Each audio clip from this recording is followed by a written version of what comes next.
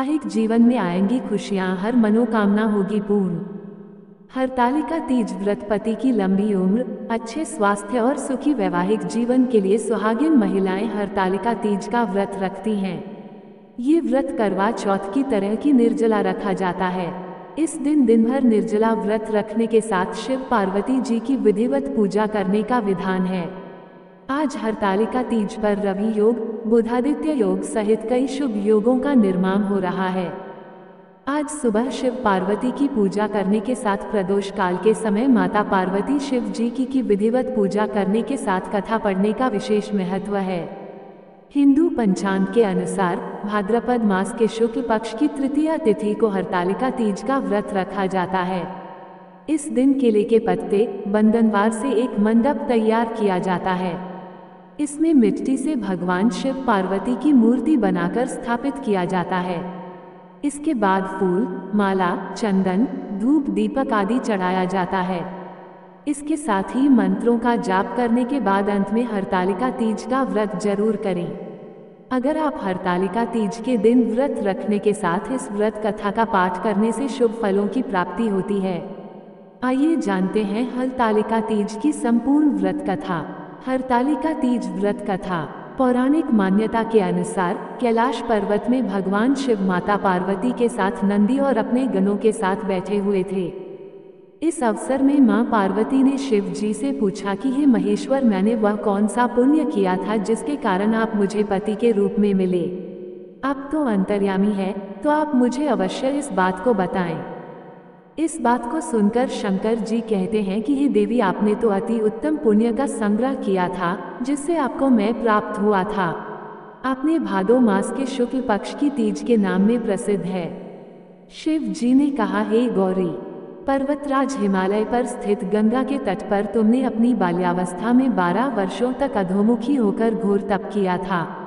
इतनी अवधि तुमने अन्न न खाकर पेड़ों के सूखे पत्ते चबाकर व्यतीत किए।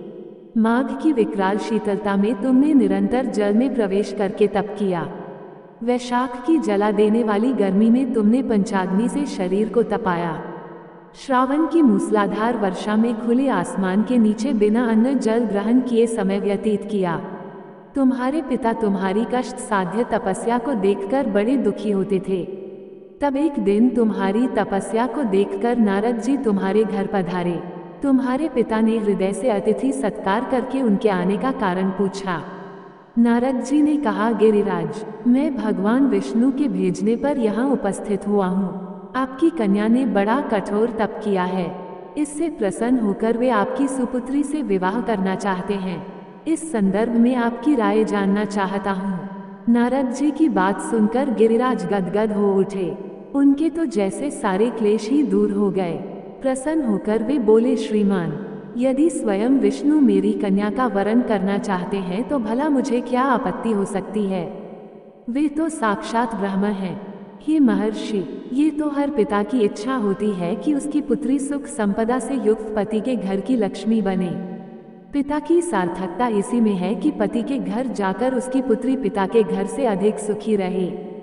तुम्हारे पिता की स्वीकृति पाकर नारद जी विष्णु के पास गए और उनसे तुम्हारे ब्याह के निश्चित होने का समाचार सुनाया। मगर इस विवाह संबंध की बात जब तुम्हारे कान में पड़ी तो तुम्हारे दुख का ठिकाना न रहा। तुम्हारी एक सखी ने तुम्हारी इस मानसिक दशा को समझ लिया और उसने तुमसे उस विक्षिप्तता का कारण जानना चाहा। तब तुमने बताया, मैंने सच्चे हृदय से भगवान शिव शंकर का वरण किया है, किंतु मेरे पिता ने मेरा विवाह विष्णु जी से निश्चित कर दिया। मैं विचित्र धर्म संकट में हूँ। अब क्या करूँ? प्राण छोड़ देने के अतिरिक्त अब कोई भी उपाय शेष नहीं बचा है। तुम्हारी सखी बड़ी ही समझदार और सूझबूझ वाली थी। उसने कहा, सखी, प्राण त्यागने का इसमें कारण ही क्या है? संकट के मौके पर धैर्य से काम लेना चाहिए। नारी के जीवन की सार्थकता इसी में है कि पति रूप में हृदय से जिसे एक बार स्वीकार कर लिया, जीवन पर्यंत उसी से निर्वाह करें। सच्ची आस्था और एकनिष्ठा के समक्ष तो ईश्वर को भी समर्पण करना पड़ता है। मैं तुम्हें घनघोर जंगल में ले चलती हूँ, जो साधना स्थली भी हो और जहाँ तुम्हारे पिता तुम्हें खोज भी न पाएं। वहाँ तुम साधना में लीन हो जाना। मुझे विश्वास है कि ईश्वर अवश्य ही तुम्हारी सहायता करेंगे। तुमने ऐसा ही किया। तुम्हारे पिता तुम्हें घर पर न पाकर बड़े दुखी तथा चिंतित हुए। वे सोचने लगे कि तुम जाने कहाँ चली गई।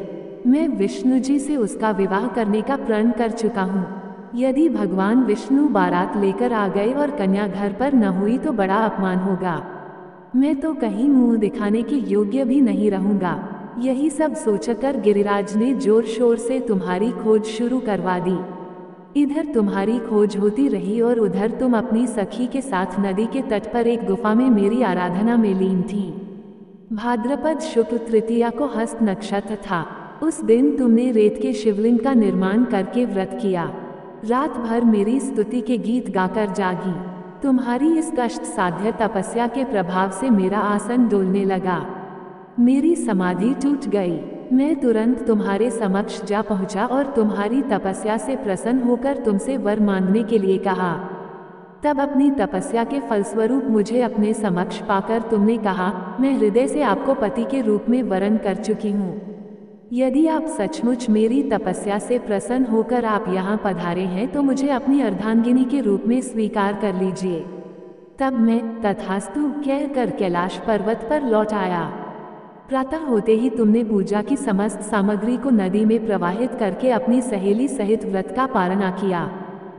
उसी समय अपने मित्र बंधु व दरबारियों सहित गिरिराज तुम्हें खोजते खोजते वहां आ पहुंचे और तुम्हारी इस कष्ट साध्य तपस्या का कारण तथा उद्देश्य पूछा। उस समय तुम्हारी दशा को देखकर गिरिराज अत्यधिक दुखी हुए और पीड़ा के कारण उनकी आंखों में आंसू उमड़ आए थे। तुमने उनके आंसू पोंछते हुए विनम्र स्वर में कहा, पिताजी, मैंने अपने जीवन का अधिकांश समय कठोर तपस्या में बिताया है। मेरी इस तपस्या का उद्देश्य केवल यही था कि मैं महादेव को पति के रूप में पाना चाहती थी। आज मैं अपनी तपस्या की कसौटी पर खरी उतर चुकी हूँ। आप क्योंकि विष्णु जी से मेरा विवाह करने का निर्णय ले चुके थे, इसलिए मैं अपने आराध्य की खोज में घर छोड़कर चली आई। अब मैं आपके साथ इसी शर्त पर घर जाऊंगी कि आप मेरा विवाह विष्णु जी से न करके महादेव जी से करेंगे। गिरिराज मान गए और तुम्हें घर ले गए। कुछ समय के पश्चात शास्त्रोक्त विधि विधान पूर्वक उन्होंने हम दोनों को विवाह सूत्र में बांध दिया। हे पार्वती, भाद्रपद की शुक्ल तृतीया को तुमने मेरी आराधना करके जो व्रत किया था, उसी के फलस्वरूप मेरा तुमसे विवाह हो सका।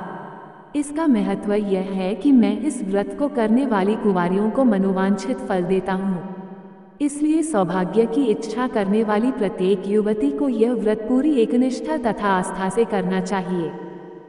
दोस्तों, ये थी आज की कथा। आपको हमारी वीडियो अच्छी लगी हो तो वीडियो को लाइक करें, चैनल को सब्सक्राइब करें, कमेंट में जय मां शिव शक्ति जरूर लिखें। वीडियो देखने के लिए आपका धन्यवाद।